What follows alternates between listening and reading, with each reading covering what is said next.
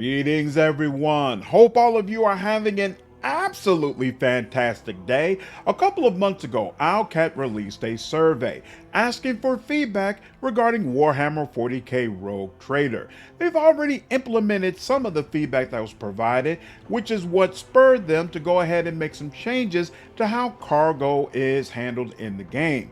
Now they have released some of the more interesting facts that have come out from the survey, and I felt like it was worth making a video and going over it with all of you. So the first interesting question in the survey is, how familiar is the group with cRPGs? And you can see from the graph here that the vast majority of people who took the time to fill out the survey are very familiar with the cRPG genre.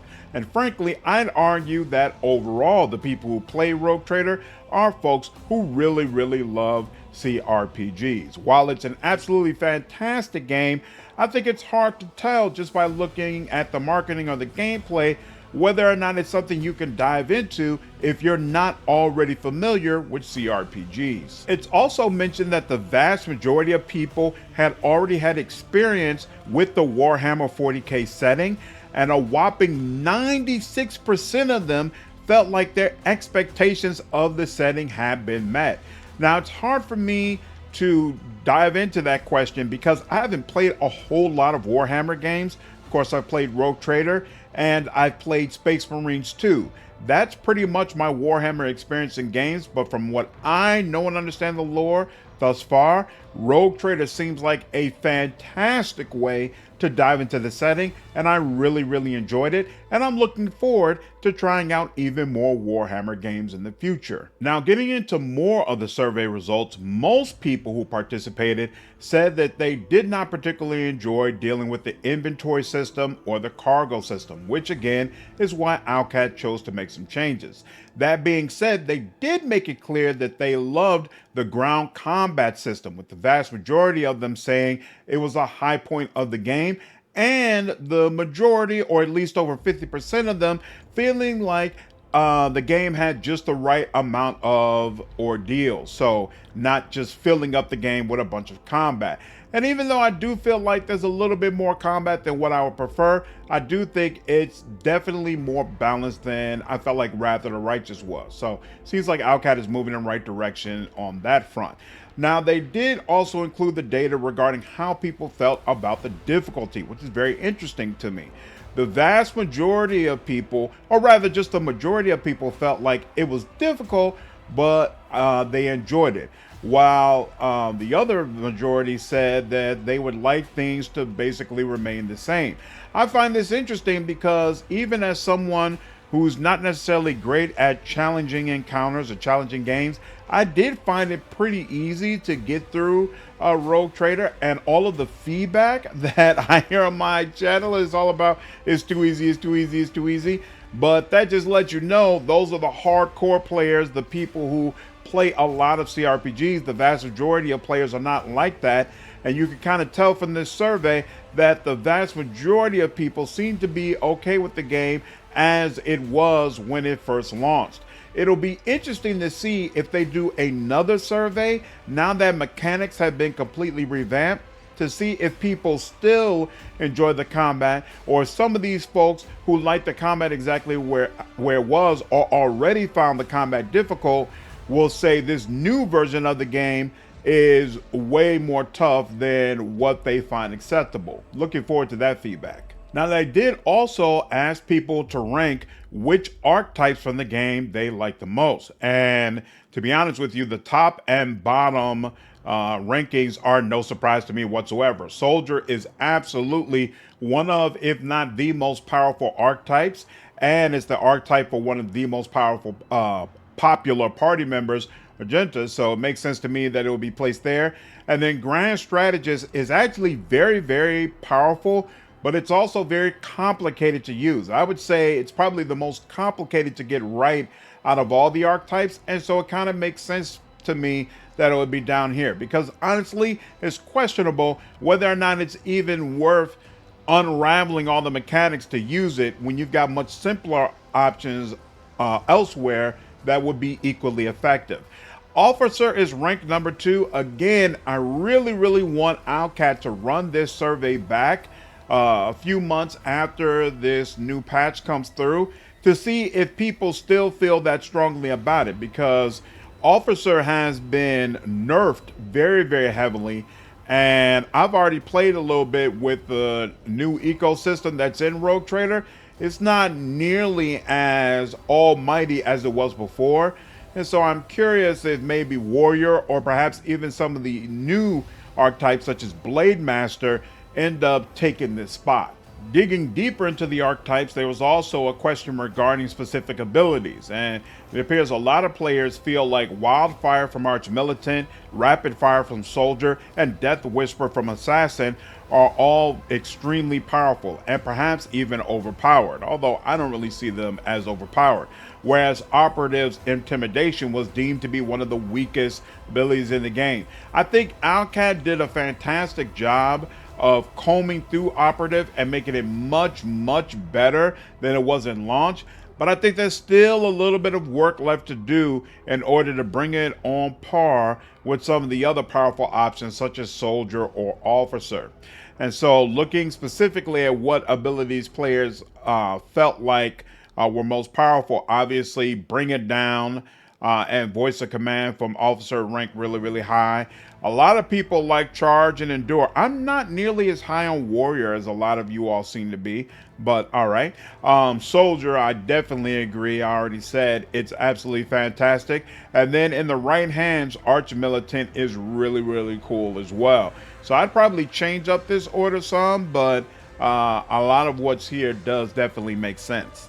There was also a question about which opponents players like the most. I'm not going to click on those because they will be spoilers, but I will just say people felt like the boss at the end of Act 1 was their favorite one and provided a really great challenge, while it appeared that the boss from the end of Act 4 was a close second. So people seem to really enjoy both of those encounters. Things get really interesting in the character creation section. 37% of the participants said that they wish that there were fewer options when creating a character or when leveling up.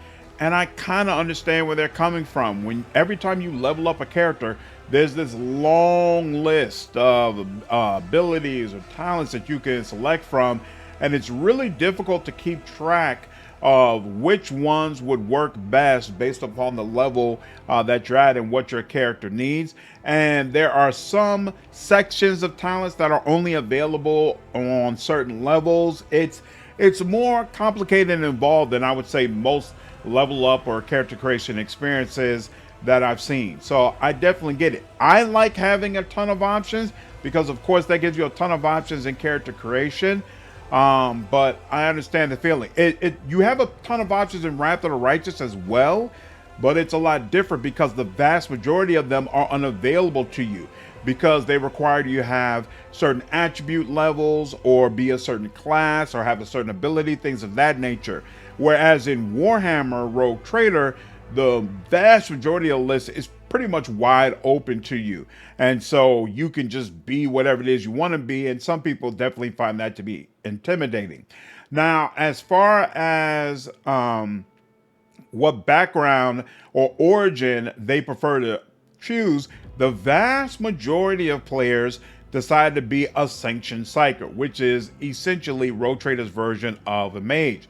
Very interesting. My personal favorite was definitely Noble.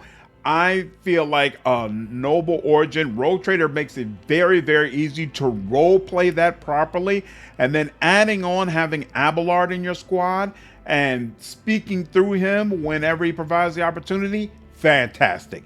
I absolutely loved it.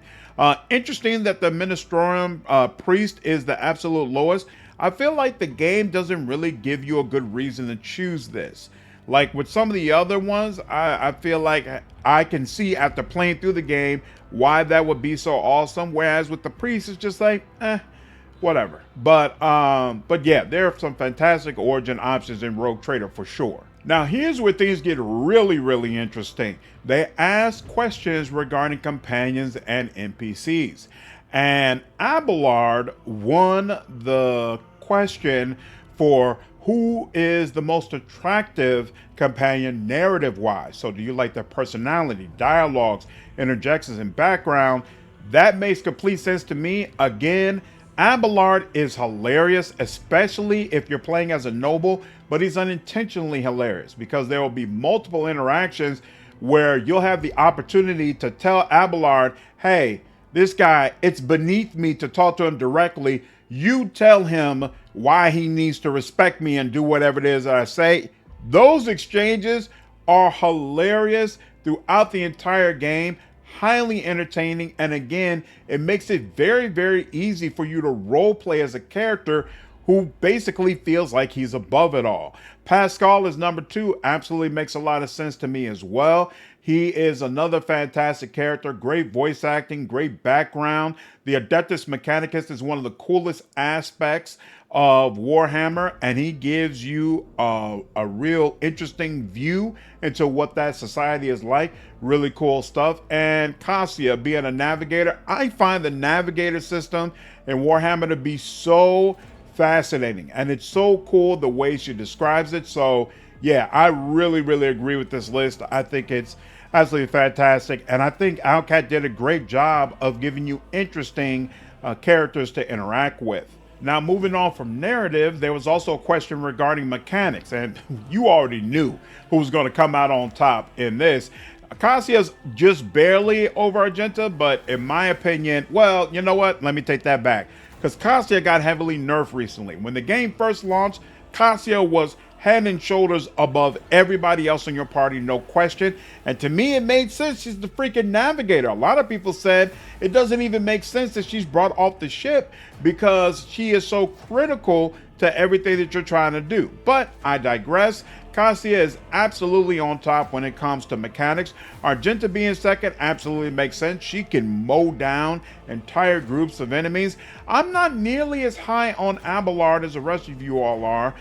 He basically comes off as a tank, and to be frank, you don't really need a tank, at least in the ecosystem of the game when it first launched. Now, I haven't played a whole lot of the game since the new balance changes. I'm waiting for that next patch that's supposed to come out with the Void Shadows DLC, and so maybe if you look at all the changes, having a tank is going to be a lot more useful. But as the game stands right now, frankly, I would switch Abelard with Pascal and then keep Earliette where she's at, and then have Abelard. And Ulfar probably needs to come up a little bit as well. And then next came a question about romances. Which companion romance is the best? And it seems like you all enjoyed Cassia the most out of all the different options. Now, I feel like on some level this question is a little bit unfair because in my opinion, Cassia gets more romantic content than all of the other party members. And so it becomes easy to kind of top this list. She's also, even though her romance is very high quality for what it is, it's just not what I personally like. I don't like the lovey-dovey, oh, she's so innocent, waifu type of romance. Like, that really doesn't appeal to me. I'm much more of a raunchy, roll with it, Isabella type, you know, Windual, you know, that's what I like. And so it doesn't appeal to me as much.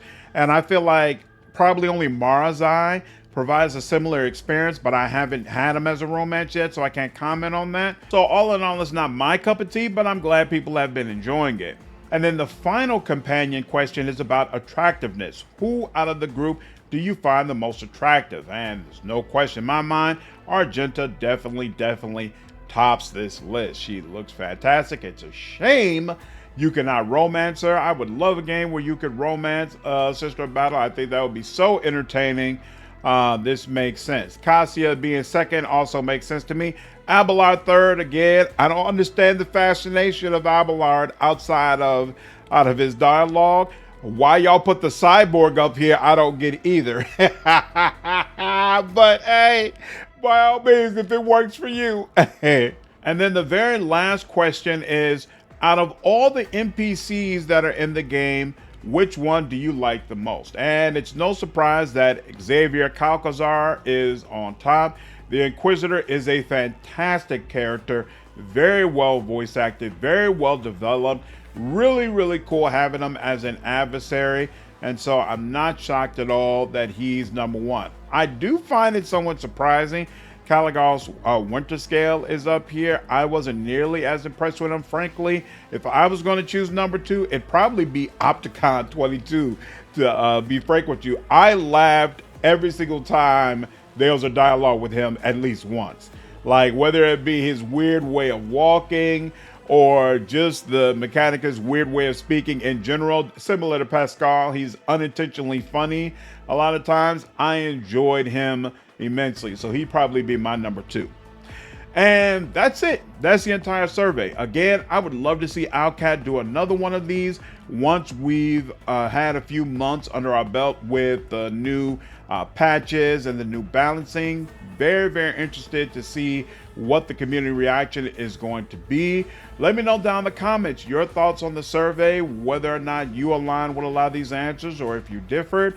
Looking forward to see you on the next video. Take care.